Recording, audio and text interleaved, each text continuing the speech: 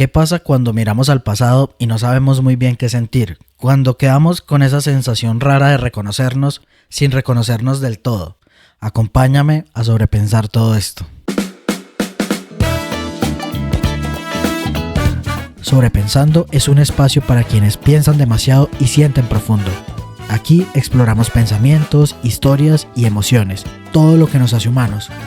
Siempre desde la reflexión, sin sustituir un acompañamiento terapéutico. Soy Miguel y esto es Sobrepensando. Comenzamos.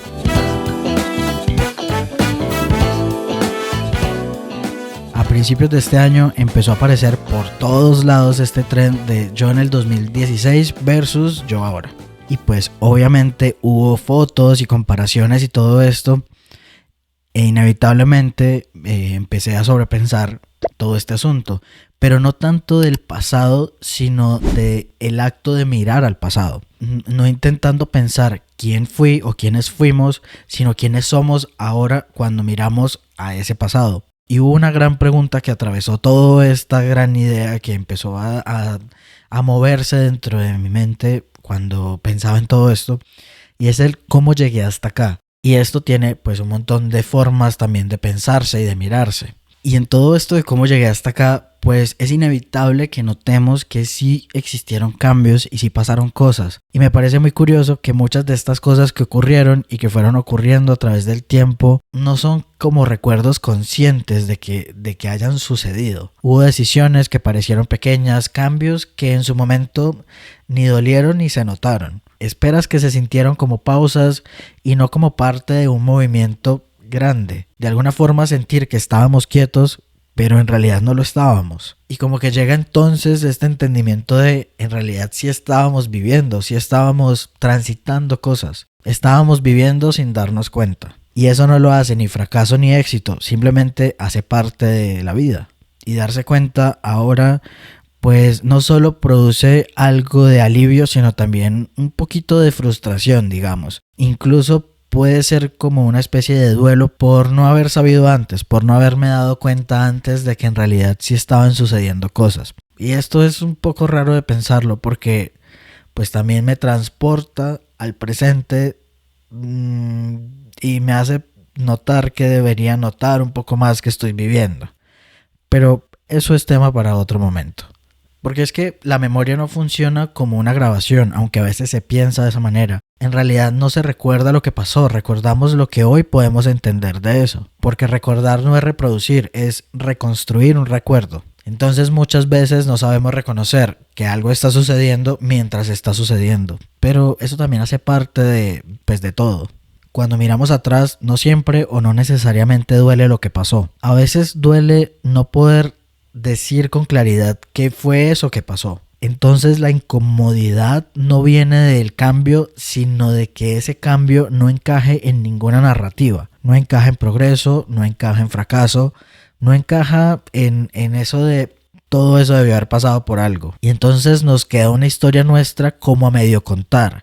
No hay un remate, no hay una moraleja, no hay un final. Y entonces nos paramos en este lugar en el que deberíamos decidir si eso que pasó en estos 10 años fue bueno o fue malo. Como si cada etapa tuviera que justificar su propia existencia y tuviéramos que rendirle de alguna forma cuentas al tiempo. Y aquí es cuando contarnos la historia de lo que pasó empieza a tener muchísimo sentido. Aunque muchas veces podríamos caer en esta trampa de simplificarlas demasiado. Y esto pues nos borra un montón de capas de cosas que son nuestras también. Porque hay partes de nuestra historia que no son bonitas, no se narran bonito. Son raras, son feas, son incómodas. Entonces, ¿qué pasa cuando ese relato que nos contamos no alcanza como a contener todas las capas de profundidad que en realidad necesitamos para narrarnos? Cuando no hay una historia clara que nos explique nuestra propia existencia, nuestro propio paso del tiempo. Y es que hay una cosa muy interesante que pasa cuando hacemos este ejercicio de mirar nuestro pasado. Miramos fotos, leemos mensajes que escribimos, recordamos decisiones que tomamos. Y de alguna forma entendemos que sí fuimos nosotros quienes las hicimos o quienes hicimos todo eso, pero que tal vez no, ahora mismo no seríamos capaces de hacer eso. Porque es que ese yo deseó cosas que hoy no deseamos aguantó cosas que hoy no toleraríamos, eligió caminos que hoy tal vez ni siquiera consideraríamos, no por ingenuo ni por estar equivocado, sino porque de alguna forma era un otro, otra persona, otro yo. Y aquí el pasado se vuelve como una especie de alteridad. Lo reconozco como mío, pero yo no me reconozco en él totalmente. No es rechazo, no es orgullo, es una sensación extraña como de ver a alguien a quien conoces muy bien, pero con quien ya no convives. Entonces también se puede abrir paso como una especie de duelo por eso que nunca fuimos, por esas decisiones que no tomamos, por esas versiones que no desarrollamos, una serie de vidas paralelas que quedaron como una posibilidad, no como un error, como algo que nunca fue. Desde lo existencial, el pasado no tiene una lectura final, no hay una versión definitiva de quién fui. Cada mirada que hacemos al pasado lo va reconfigurando. Y eso tal vez también duela un poco porque habla de que el pasado no se cierra, sino que se va reinterpretando. Pero entonces, si ese yo de antes es otro o se ve como otro, ¿qué significa seguir siendo yo ahora? Entonces, inevitablemente pensé en la paradoja del barco de Teseo. ¿Cuál es la paradoja del barco de Teseo? Según la leyenda griega recogida por Plutarco, hubo un barco en el cual regresó Teseo desde Creta. Los atenienses conservaron este barco durante mucho tiempo, muchos años, y cada vez que alguna de las tablas del barco se dañaba, pues eran reemplazadas por otras que eran más resistentes y pues nuevas. Entonces este barco se convirtió como en algo de lo que hablaban o que los motivaba a pensar a los filósofos de la época. Algunos defendían que el barco era el mismo y otros que ya no lo era. Y esto se tradujo todo en la siguiente pregunta, que es la paradoja del barco de Teseo. Y es que estaríamos en presencia del mismo barco si se hubieran reemplazado cada una de las piezas del barco una a una. Y pues obviamente hay mucha tela para cortar ahí desde muchos lugares de pensamiento, especialmente si se está pensando pues en un objeto. Pero traerlo aquí y traerlo a la existencia de cada uno, pues digamos que tiene un matiz diferente, porque aquí no existen esas piezas que se fueron quitando y reemplazando. No son cosas tangibles. Hay transformaciones, hay cambios de ideas, de ritmos, de prioridades, de formas de estar en el mundo, pero nada de esto es tangible.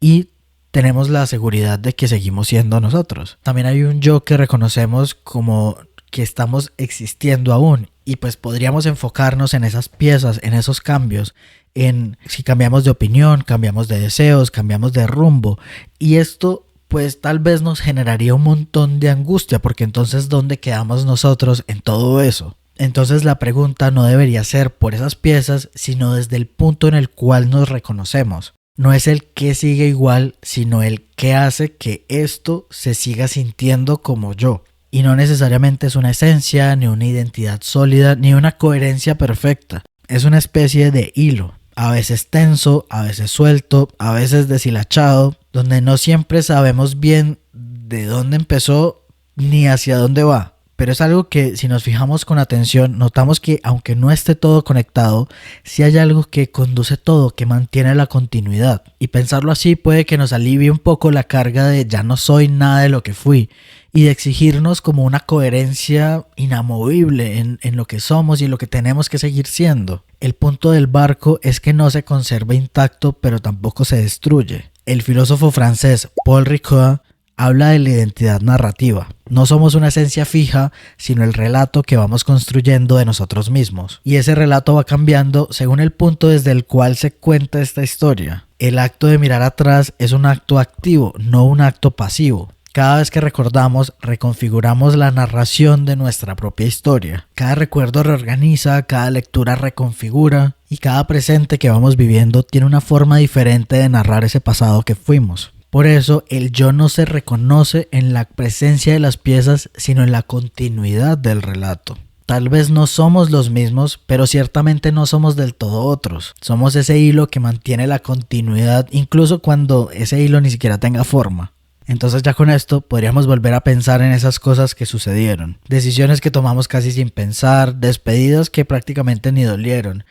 Decir sí o decir no a cosas sin pensar en magnitud del impacto de las cosas que iban a suceder o no después. Y que en ese entonces no se sintieron para nada especiales, no se registraron como eventos grandes. Y luego pasa el tiempo, hay un nuevo contexto, pasa algo, hay una crisis o algo, y volvemos a mirar al pasado. Y vemos con total claridad eso que sucedió y podemos decir, ahí pasó todo entonces. Porque entonces no lo sabíamos, pero hoy lo podemos ver con mucha claridad. Ese momento que llega con una mezcla extraña de sentimientos entre la incomodidad, la ternura, incluso con algo de reproche y frustración. Pero hay que entender algo muy importante, y es que el pasado no cambió, cambiaste tú, cambió tu lectura del pasado. Y ese cambio produjo el sentido que necesitabas para entender cosas que en su momento no entendiste y no necesitabas entender tampoco. Es que la historia solo se entiende cuando se mira al pasado. Es muy difícil entenderla en el presente.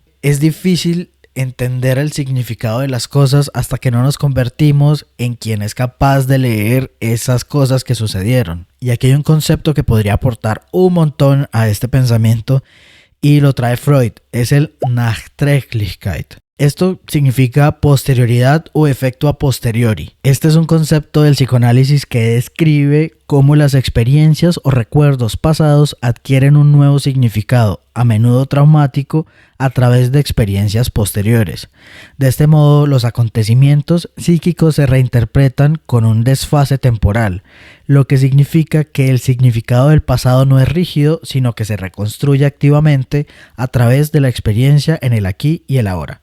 Entonces, cosas que en su momento parecieron neutras, con el paso del tiempo como que se desbloquea de alguna forma y se transforma esa percepción y se ven o se leen como algo que realmente fue traumático, o no necesariamente traumático, pero que sí fue algo importante, algo que determinó cosas. Entonces algunas experiencias adquieren un peso emocional después, cuando sucede algo que las resignifica, lo que indica que el pasado no es rígido, la memoria no es lineal y el sentido de las cosas se reorganiza desde el presente. Por eso la mirada hacia el pasado no es inocente, no volvemos iguales después de mirarnos, volvemos con herramientas nuevas, con heridas nuevas, con preguntas nuevas. Y muchas veces podríamos caer en esta trampa de intentar cerrar esa mirada al pasado, cargarnos de esas preguntas de ¿valió la pena? ¿Sirvió para algo? ¿Aprendí algo? ¿Me hizo mejor o peor? ¿Fue un error o fue una etapa necesaria?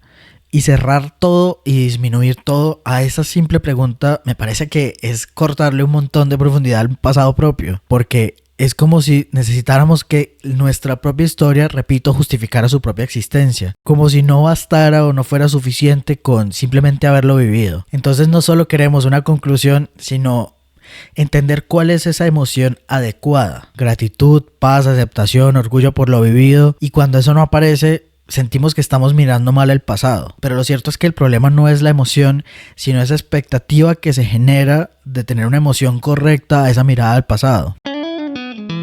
Hemos pensado en cosas que transformaron un montón y que fueron determinantes y que se cambian la lectura a medida que vamos pues caminando en la vida.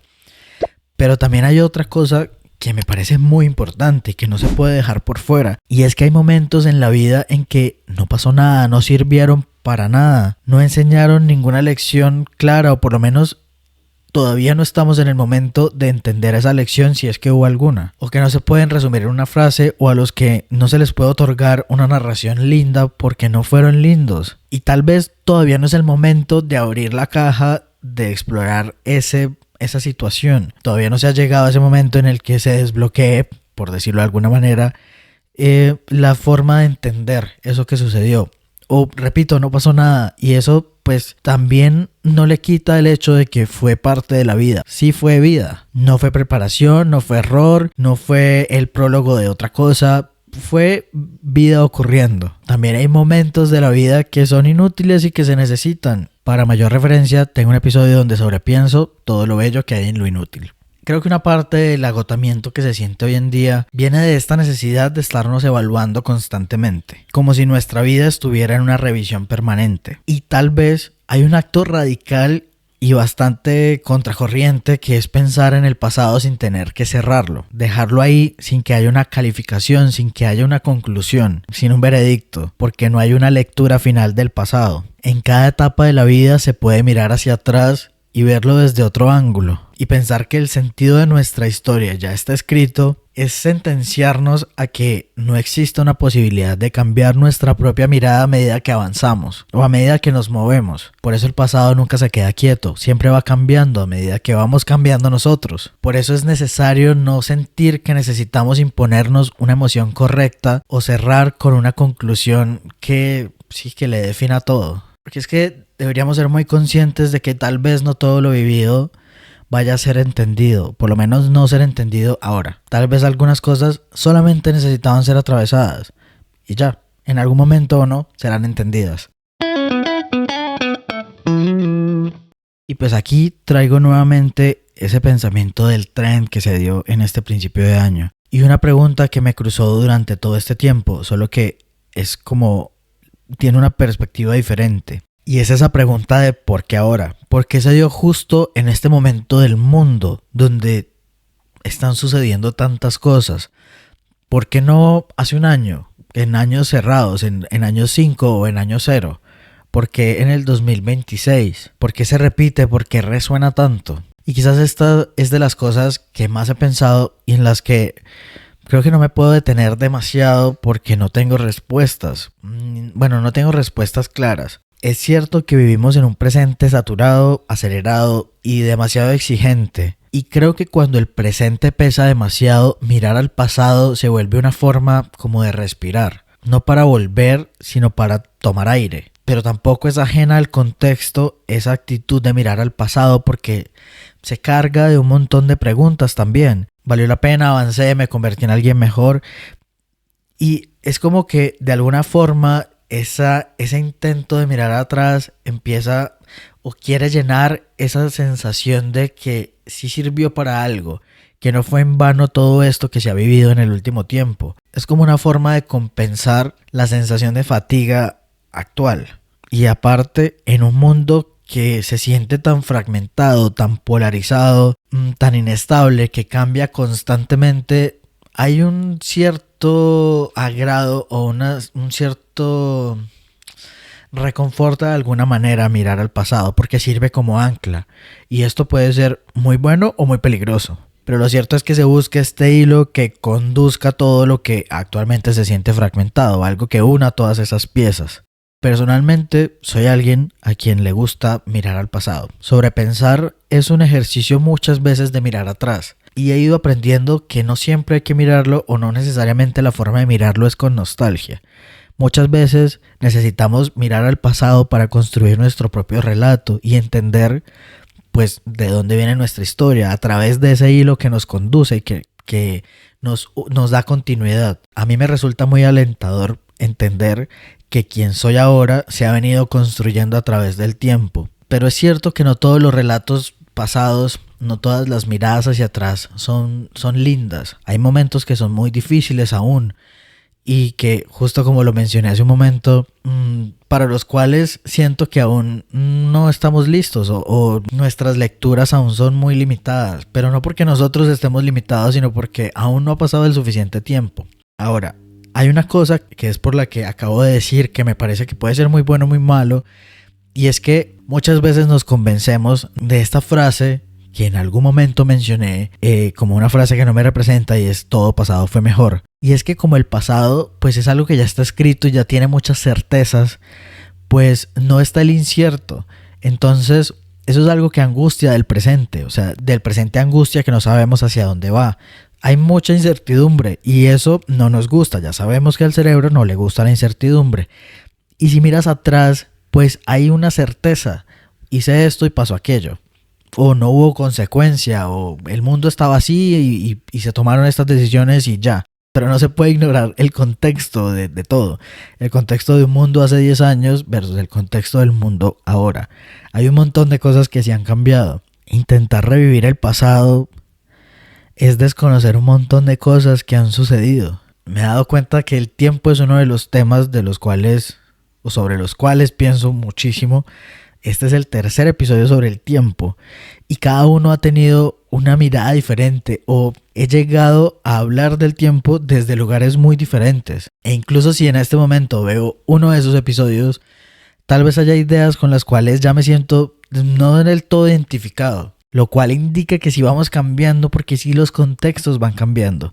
A donde voy con todo esto es que el ejercicio de mirar al pasado siento que es un ejercicio muy valioso, pero también puede ser muy peligroso, porque vivir atados al pasado y vivir anclados netamente en el pasado, pues no nos deja avanzar, porque el pasado puede ser útil como podemos ir a una enciclopedia a mirar el pasado o a leer un libro de historia, pero no nos podemos quedar viviendo en ese momento porque estaríamos desconociendo este momento. Y es importante traernos aquí. O sea, es importante entender para qué hacemos este ejercicio. No como un escape, sino que podría servir incluso para encontrarnos a nosotros ahí y entendernos a nosotros, a nuestro yo hoy, mirando hacia atrás. Eso está lindo y eso está muy útil, la verdad. Pero anclarnos al pasado, pegarnos al pasado y considerar que nuestra vida debería continuar como fue hace 10 años, no sé, eso fue de las cosas que en este tren me hicieron pensar mucho, porque vi varias cosas y vi a gente hablando como de ese pasado con demasiado, como con tanta, no nostalgia, sino como con tanto deseo de que no hubiera pasado el tiempo, que me hizo mucho ruido. No sé, quizás por eso y por todo eso, pues fue que empecé a pensar un montón en esto, en este tema. En las notas del episodio te voy a dejar un par de recomendaciones sobre este tema para que quizás te motiven o te lleven a buscar o a indagar un poco más. Creo que es un tema que tiene demasiada tela para cortar aún.